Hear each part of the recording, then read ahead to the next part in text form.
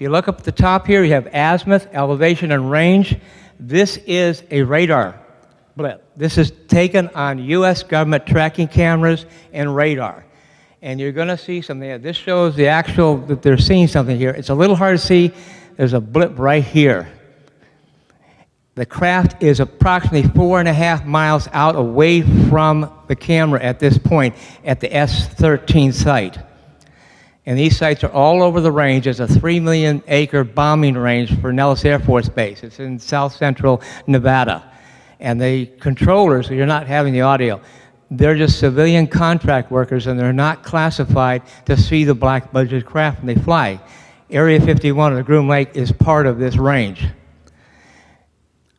But you can see it here. They're going to do a launch up on it, and it'll say something here shortly in that. But launch up is when they lock radar on an object just before you fire on it in the military. Okay, that's doing it right now.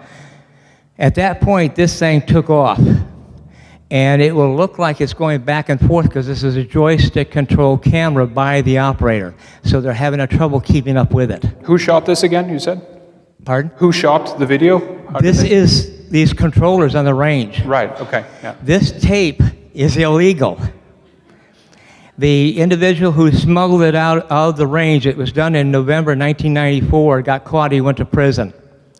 How I got it was I got it in 95, 2 months after I received the copy, which I have a friend who was a controller who was hand-carried by another of my friends to me. It was shown on sightings. The segment is intruder on the range.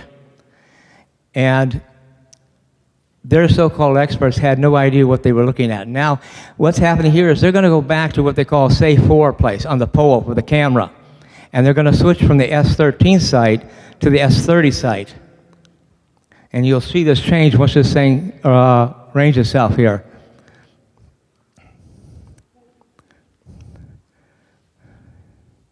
But you have to remember, they locked radar on it, and they actually got what's known as a kill, meaning they had a hard lock on something there. It was really there. It's not a mirage.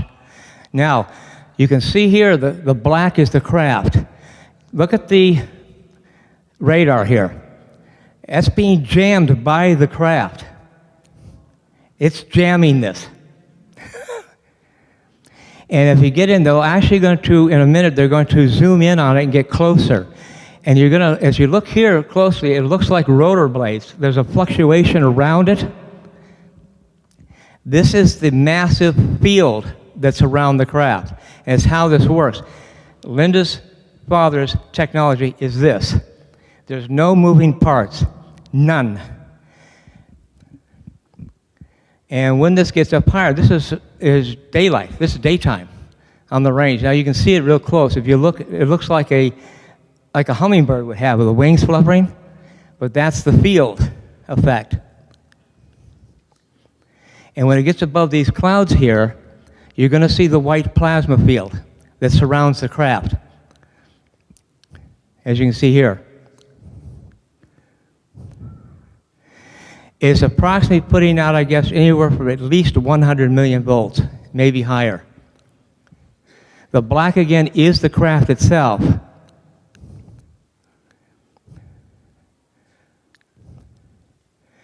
And you're going to get to a point here where it looks like a clover leaf of 4 separate fields. How this works is, the technology is very simple, a capacitor. And this thing moves towards the positive charge. By switching your polarity in the fields, you change directions instantaneously. The crew inside is inside their own gravity field. There's no sensation of movement whatsoever. There's no stress, zero. Fascinating. Now, I wanted to ask if there's please, if there's a more additional to that we should know of, if you think. Is there anything additional to that we should? I have this on my site, my YouTube channel for people to see on that. I have other things. But as you can see here, the 4. And this reverse engineering craft, with all that there, this is so much simpler. Think simple. There's no moving parts. there's even a way to tap energy with no moving parts. None. 344 for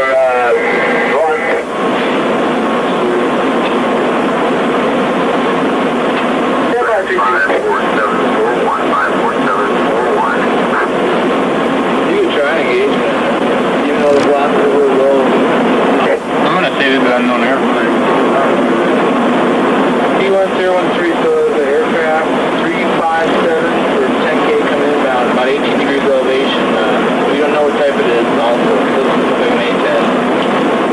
Standby 13. Target 54. Whatever it is. You check on 10,000 MSL. 6453, 6453. Copy on A10, 8 degrees, 4K.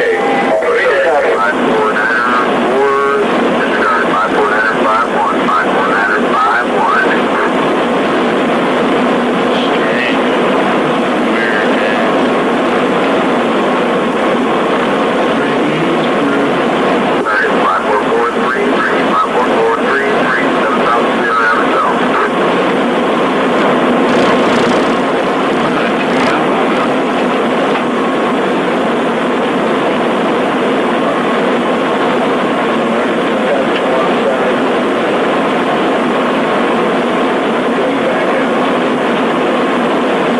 Target 54613, 54613, 11,000 MSL. As soon as it gives us tracking on the hammer. Yeah, 13. Go. We're not picking up that track. 013 copies. That's right. Target We acquired this unknown object, aircraft some type, 18 degrees, 18.6 degrees elevation, 10.8 degrees or kilometers range. We're going to put a launch up on it anyways, see what happens. It seems to be hovering there. Launch up, 21.3 degrees, 18.5 degrees elevation, 10.9 K. It appears to be going outbound real slow. There's hardly any range velocity. I don't know if this would be an impact or not. We have impact, 024, 18.3 degrees elevation, 11 K. We'll call this a kill on this unknown aircraft. T1 control doesn't know what type of aircraft it is either. And no ACM, no tactics. That's weird. Strange. Is it outbound?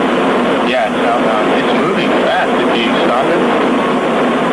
Target 54434, 54434, 10,000 MSL.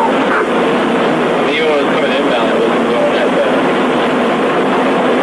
Oh well, let's go find stage 4. I don't know what that one.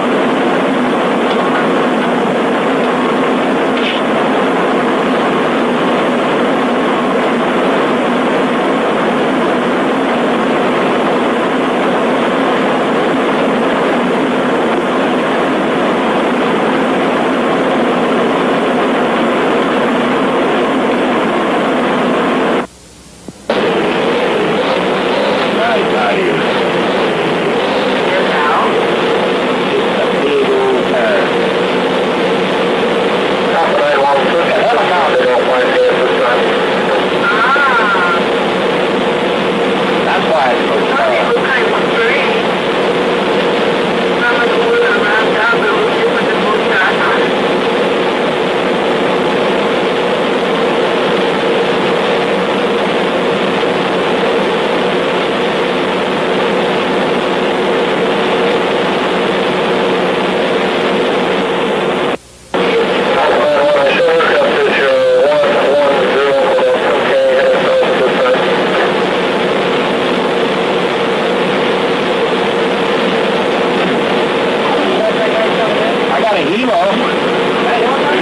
Yeah, can't get it